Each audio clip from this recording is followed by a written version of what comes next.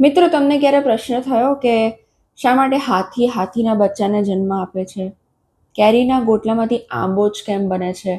અથવા તો મરઘીના ઈંડામાંથી મરઘી જ કેમ નીકળે છે, કાગડો કેમ નથી નીકળતો? અથવા મનુષ્યની જ વાત કરીએ તો મનુષ્ય એ માણસના બચ્ચાને અથવા બાળકને જન્મ કેમ આપે છે? તમને પ્રશ્ન થયો હોય કે ના થયો હોય, વૈજ્ઞાનિકોને આ પ્રશ્નો થયા છે અને એમણે એના માટે અભ્યાસ પણ કર્યો અને વૈજ્ઞાનિકોએ શોધી નાખ્યું કે આ બધી બાબતો માટે જે જવાબદાર છે એ જનીન છે. અને જનીનનો અભ્યાસ આપણે જીવ વિજ્ઞાનની જે શાખામાં કરીએ એને આપણે જનીન વિદ્યા કહીએ, અંગ્રેજીમાં જેનેટિક્સ. અને એ જીવનના ગૂઢ રહસ્યનો અભ્યાસ છે. હવે આપણે મનુષ્યની વાત કરીએ તો લિંગી પ્રજનન દરમિયાન આ શુક્રકોષ અને અંડકોષનું ફલન થાય, ફલિતાંડ બને અને એમાંથી નવી સંતતિ બને. બરાબર? હવે આ પિતૃ છે, ધારો કે આ માતા છે અને આ પિતા છે. મનુષ્યના કિસ્સામાં વાત કરીએ તો માતા પિતાના લક્ષણો એ સંતતિને વારસામાં મળે છે. સંતતિ એ પિતૃ જેવી કેમ છે?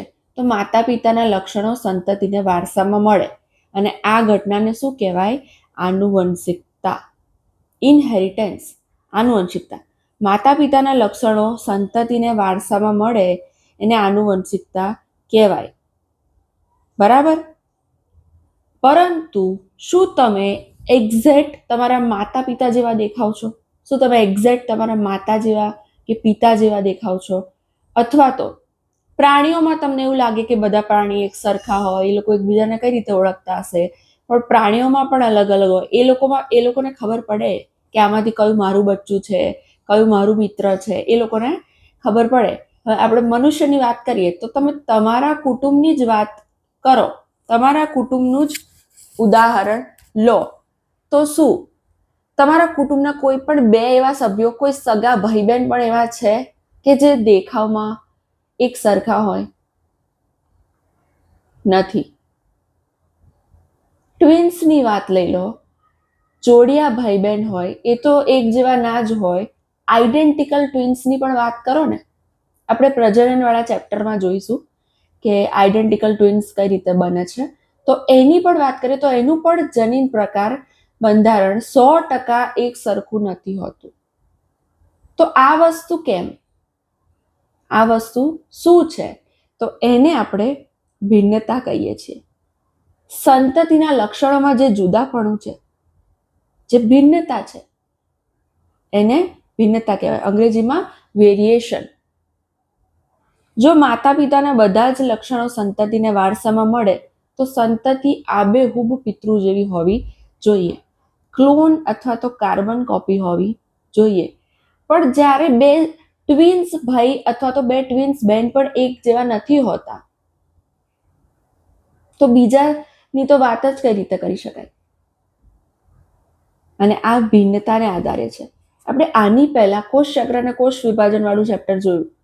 એ ચેપ્ટરના વિડીયો જોયા તમે? જો ના જોયા હોય તો જોઈ લેજો, આખું પ્લેલિસ્ટ છે. એમાં આપણે અર્ધીકરણ જોયું હતું અને અર્ધીકરણમાં પુનઃસંયોજન થયા હતા. એનો ઉપયોગ વારંવાર આ ચેપ્ટરમાં આવશે. તો જો એ કોન્સેપ્ટ તમારો ક્લિયર નહીં હોય તો તમે અહીંયા અટવાઈ જશો.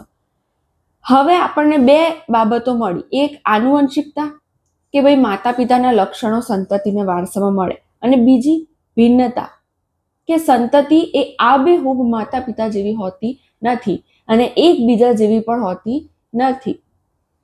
તો આનુવંશિકતા એટલે શું અને કેવી રીતે સર્જાય, અને ભિન્નતા એટલે શું અને એ પણ કેવી રીતે સર્જાય? આ બે પ્રશ્નોનો જવાબ આપણે મેળવવાનો છે. હવે જનીન વિદ્યા એ શું છે? જનીન વિદ્યા શબ્દ કોણે આપ્યો? જનીન વિદ્યા વિલિયમ બેટ્સને જનીન વિદ્યા પહેલી વાર શબ્દ આપ્યો. જનીન વિદ્યા એટલે જેનેટિક્સ. અને જે વેબસ્ટર છે વૈજ્ઞાનિક, વેબસ્ટરના શબ્દકોશ પ્રમાણે આનુવંશિકતા અને ભિન્નતાની સમજ એ જનીન વિદ્યામાંથી મળશે. અને જનીન વિદ્યા એ જીવ વિજ્ઞાનની એક મહત્વની શાખા છે. અંગ્રેજીમાં જેનેટિક્સ ગ્રીક ભાષાનો શબ્દ છે. જીનનો મતલબ થાય, જનીનનો મતલબ થાય ટુ ગ્રો ઇનટુ, તેમાં વૃદ્ધિ પામવું, અથવા ટુ બીકમ એટલે કે તેના જેવું બનવું, એના ઉપરથી જીનેટિક્સ શબ્દ આપ્યો છે. હવે આ બધા વૈજ્ઞાનિકે જે જીનેટિક્સ શબ્દ આપ્યો 1905માં કે 1906માં, એની પહેલા શું મનુષ્યને જનીન વિદ્યાનું જ્ઞાન નહોતું? મનુષ્યને જનીન શબ્દ નથી ખબર, મનુષ્ય પાસે માઇક્રોસ્કોપ નહોતા, એમને કોષ નહોતો જોયો, કોષ કેન્દ્ર નહોતું જોયું, પણ આનુવંશિકતા શું છે એ ખબર હતી અને એનો ઉપયોગ પણ એ લોકો કરતા હતા. કેવી રીતે? તો ઈસવીસન પૂર્વે, બિફોર ક્રાઇસ્ટ, 8000 થી 1000 વર્ષ પહેલા, મોટો આંકડો પહેલા, નાનો આંકડો પછી, કારણ કે પહેલા એ 1000 વર્ષ પહેલાનો મતલબ શું થાય? આ કયું વર્ષ ચાલે છે? 2026. 2026 થી 1000 વર્ષ પહેલા એટલે 3026 વર્ષ પહેલા, અથવા તો 2026માં 8000 ઉમેરી દો તો 8 ને 2 10, 10,026 વર્ષ પહેલા. એટલે આજથી 2026 અથવા આજથી 10,026 વર્ષથી 2026 વર્ષ પહેલા મનુષ્યને એ ખબર હતી કે ભિન્નતાનું જે કારણ છે ને લિંગી પ્રજનનમાં છે. એટલે એ છે ને સંકરણ કરાવતા હતા. સંકરણ એટલે શું? સંકરણ એટલે કૃત્રિમ પ્રજનન, એવું પ્રજનન કે જે આપણે આપણી ઈચ્છા પ્રમાણે કરાવીએ, વનસ્પતિમાં અથવા તો પ્રાણીમાં. પ્રજનન એ કુદરતી પ્રક્રિયા છે, એ એની જાતે થાય, પણ જ્યારે આપણે આપણી ઈચ્છા પ્રમાણે ઈચ્છિત લક્ષણો મેળવવા માટે સંકરણ કરાવીએ કૃત્રિમ રીતે, તેને કૃત્રિમ રીતે જે પ્રજનન કરાવીએ તેને સંકરણ કહેવાય. એ શું કરતા હતા? તો વનસ્પતિ અને પ્રાણીમાં સંકરણ કરતા. એક ઉદાહરણ પુસ્તકમાં આપેલું છે, પંજાબની શાહીવાલ ગાય. એ કઈ રીતે બની? તો કેટલીક વન્ય ગાય હતી, એમાં એ સારું દૂધ આપતી હતી, એમાં લક્ષણો સારા હતા, તો એને જંગલમાંથી લઈ આવ્યા અને આજે જે આપણને પાલતુ ગાય જોવા મળે છે એમાંની કોઈ એક ગાય સાથે એનું સંકરણ કરાવ્યું અને ઈચ્છિત લક્ષણો મેળવ્યા. ધારો કે કોઈ ઘેટાની વાત કરીએ તો ઘેટામાં આપણને ઊન વધારે જોઈએ, અને બીજી એક બાબત જોઈએ કે બીમાર પણ જલ્દી ના પડવું જોઈએ, એની રોગ પ્રતિકારક શક્તિ, એની ઇમ્યુનિટી વધારે હોવી જોઈએ, અને એમાં ઊન પણ વધારે બનવું જોઈએ. હવે ધારો કે બે જાતિ છે, એક જાતિમાં ઊન વધારે બને છે પણ એની જે ઇમ્યુનિટી છે એ ઓછી છે, અને બીજી જાતિમાં ઇમ્યુનિટી વધારે છે પણ એમાં ઊન વધારે નથી બનતું. તો આપણે શું કરીશું? બંને જાતિનું એક લઈશું, એક નર તરીકે એક માદા તરીકે ઘેટું લઈશું અને એમની વચ્ચે સંકરણ એટલે કૃત્રિમ પ્રજનન કરાવીશું, અને એનાથી આપણને જે નવી જાતિ મળશે એ જાતિ એ આપણા ઈચ્છિત લક્ષણો વાળી હશે. એટલે આપણે શું કર્યું? આપણે જે ભિન્નતા છે, ભિન્નતાનો ઉપયોગ કર્યો આપણા ફાયદા માટે. ખબર પડી? ખચ્ચર એ શું છે? ખચ્ચર એ આવી રીતે સંકરણ કરીને બનાવવામાં આવેલું જ પ્રાણી છે. ઘોડો અને ગધેડો એ બંનેનું સંકરણ કૃત્રિમ પ્રજનન કરીને ખચ્ચર બનાવ્યું. બરાબર? હવે આ તો આપણે પહેલાની વાત કરી, પણ વૈજ્ઞાનિક દ્રષ્ટિએ સૌ પ્રથમ આનુવંશિકતાના પ્રયોગો કોણે કર્યા? તો 19મી સદીના મધ્ય ભાગે, લગભગ 1850ની આજુબાજુ આનુવંશિકતાને શોધવા બહુ જ પ્રગતિ થઈ. ઘણા બધા વૈજ્ઞાનિકોએ ઘણા બધા જુદા જુદા પ્રયોગો કર્યા, પણ સૌથી વધારે સફળતા કોને મળી? એ છે ગ્રેગર જોન મેન્ડલ. એમણે પ્રયોગો કર્યા, ઘણી બધી વસ્તુઓ સાબિત કરી, અને એમને છે ને આનુવંશિકતાના પિતા અથવા જનીન વિદ્યાના પિતા પણ કહેવામાં આવે છે. MCQ માટે ખાસ યાદ રાખજો, આનુવંશિકતાના પિતા અથવા જનીન વિદ્યાના પિતા ગ્રેગર જોન મેન્ડલ. હવે એમનો થોડો ઇતિહાસ જોઈએ, વધારે ડિટેલમાં નહીં પણ થોડું. એમને 1822માં એમનો જન્મ થયો હતો. 1848માં બ્રુન એ એક જગ્યા છે, એની ચર્ચમાં પાદરી તરીકે કામ કરતા હતા. એમણે નેચરલ હિસ્ટ્રી અને મેથેમેટિક્સનું એમને જ્ઞાન મેળવ્યું હતું. એમાં એમણે ડિગ્રી કરી હતી, અને નેચરલ હિસ્ટ્રીમાં પણ બોટની એટલે કે વનસ્પતિ શાસ્ત્રી. એટલે વનસ્પતિ શાસ્ત્રી તો હતા જ, અને એમની પાસે ગણિત મેથેમેટિક્સનું પણ જ્ઞાન હતું. એટલે એમણે શું કર્યું? તો એમણે આનુવંશિકતાને સાબિત કરવા માટે સંકરણના પ્રયોગો કર્યા, અને એ પણ કોની ઉપર? તો એમણે છે ને વટાણાના છોડ ઉપર સંકરણના પ્રયોગો કર્યા. અને વટાણાના પણ કઈ જાતિ? પીસમ સટાઇવમ. આ પણ તમને એમસીક્યુમાં પૂછાય છે. પીસમ સટાઇવમ એમને જે જાતિ લીધી એનું વૈજ્ઞાનિક નામ છે. 7 વર્ષ સુધી સતત સંકરણના પ્રયોગ કર્યા. 1856 થી 1863 આ પણ પૂછાઈ શકે. અને એમણે આનુવંશિકતાના કેટલાક નિયમો રજૂ કર્યા. હવે પહેલી વાત તમને પ્રશ્ન થાય કે એમણે વટાણાના છોડ જ કેમ પસંદ કર્યા? કેમ એમણે મનુષ્યનો ના ઉપયોગ કર્યો અથવા તો બીજા કોઈ પ્રાણીનો ના ઉપયોગ કર્યો અથવા વનસ્પતિમાં પણ વટાણાને જ કેમ પસંદ કર્યા? તો એના કેટલાક કારણો છે. તમે બોર્ડમાં હોવ તો તમને ટુકડોમાં પણ પૂછાય. પહેલું કારણ તો વટાણાના છોડ નાના હતા એટલે ખુલ્લી જગ્યામાં સરળતાથી તેનો ઉછેર કરાવી શકાય. હવે એમણે કોઈ મોટી વનસ્પતિ લીધી હોય તો એને તમારે પ્રયોગ કરવા હોય. હવે એક છોડથી પ્રયોગ ના થાય. એમણે હજારોની સંખ્યામાં છોડ લીધા છે તો એ હજારોની સંખ્યામાં આંબાનું ઝાડ કે વડનું ઝાડ એવું કંઈ ઉગાડે તો એ જગ્યા ક્યાંથી લાવે? વટાણાના છોડ નાના હતા એટલે એ એક જમીનના એક નાના ટુકડામાં પણ ઘણા બધા છોડ ઉછેરી શકતા હતા. બરાબર. બીજું, સામાન્ય રીતે એમાં સ્વફલન થાય. બરાબર. એમાં સ્વફલન એટલે શું? તો એક જ છોડમાં અથવા તો એક જ પુષ્પમાં જે અંદર ફલન થાય.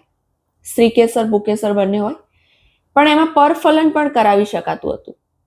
અને આ જે આનુવંશિકતા માટે આપણે જે જનીન વિદ્યાનો અભ્યાસ કરીએ છીએ એને સમજવા માટે પરફલન એ બહુ જ અગત્યનું છે. આપણે જ્યારે એના પ્રયોગો જોઈશું ત્યારે આપણને ખબર પડશે. અને બીજી બાબત કે 1 વર્ષાયુ વનસ્પતિ છે એની એક પેઢી 1 વર્ષમાં પૂરી થઈ જાય. એમણે 7 વર્ષ સુધી સંકરણના પ્રયોગ કર્યા તો એમણે 7 પેઢી મેળવી. હવે ધારો કે મનુષ્ય લીધું હોય, હાથી લીધું હોય, કાચબો લીધો હોય જે બહુ 300 વર્ષ સુધી જીવે છે તો વૈજ્ઞાનિક પોતે મરી જશે પણ કાચબો જીવતો રહેશે એટલે પ્રયોગો પૂરા જ નહીં થાય. વટાણામાં શું થયું? 1 જ વર્ષ સુધી 1 વર્ષમાં એની એક પેઢી પૂરી થઈ જાય એટલે એના બધા એમને તારણો મળી જાય. ખબર પડી કેમ એમણે વટાણાના છોડ જ લીધા? હવે એમની પ્રયોગ પદ્ધતિ કેવી હતી ટૂંકમાં જોઈએ, પછી આપણે ડિટેલમાં આવતા વિડીયોમાં જોઈશું. તો એમણે શું કર્યું? એમણે આંકડાકીય પૃથક્કરણ અને ગાણિતીય તર્ક એ શું? એ નંબર્સ. એમણે નંબર્સનો ઉપયોગ કર્યો. પહેલી વાર જીવ વિજ્ઞાનમાં કોઈએ ગણિતનો ઉપયોગ કર્યો. શરૂઆતમાં તો વૈજ્ઞાનિકો એમને માનતા પણ નતા કે જીવ વિજ્ઞાનમાં ગણિતનો ઉપયોગ થોડો કરાય, પણ પહેલી વાર એમણે ઉપયોગ કર્યો કારણ કે એમને બોટનીનું જ્ઞાન હતું અને બીજું ગણિતનું પણ જ્ઞાન હતું. એ બંને એમણે કમ્બાઈન કર્યું. જીવ વિજ્ઞાનની કોઈ સમસ્યાના સમાધાન માટે સૌ પ્રથમ ગાણિતિક તર્કનો ઉપયોગ કોણે કર્યો? Gregor John Mendel. એમસીક્યુમાં પૂછાય તો યાદ રાખજો. વિશાળ સંખ્યામાં નમૂનાઓ લઈને સંકરણના પ્રયોગો કર્યા. મેં કીધું ને 1-2 છોડ નહીં, 7,000, 8,000, 10,000 એવા બધા છોડ લીધા. હવે તમારે સંભાવના નક્કી કરવી હોય તો તમે 1-2 છોડ લો તો એમાં તો બહુ ઓછી મતલબ તમને સાચું પરિણામ ના મળે. તમે ધારો કે એમણે છોડ લીધા હતા, ફોર એક્ઝામ્પલ 1064 છોડ લીધા હોય તો એમાંથી એમને અમુક 200 અલગ પ્રકારના મળે. ઉદાહરણ આપું છું, 864 અલગ પ્રકારના મળે તો એનું પ્રમાણ કાઢી શકે કે ભાઈ આનું પ્રમાણ 2:4 છે અથવા 1:4 છે. આનું પ્રમાણ 1:4 છે. ઉદાહરણ તરીકે ધારો કે એમણે 1000 છોડ લીધા છે, કોઈ 100 છોડ એક પ્રકારના આવ્યા, કોઈ 900 છોડ એક પ્રકારના આવ્યા. તમને ખબર પડે કે એનું પ્રમાણ 1:9 છે. ખબર પડી? હવે ધારો કે એમણે 10 જ છોડ લીધા હોય તો 10 છોડમાં તો આ જે ભિન્નતા છે, પુનઃસંયોજન છે એ બધું કંઈ થાય નહીં, વ્યતિકરણ છે એવું કંઈ થાય નહીં.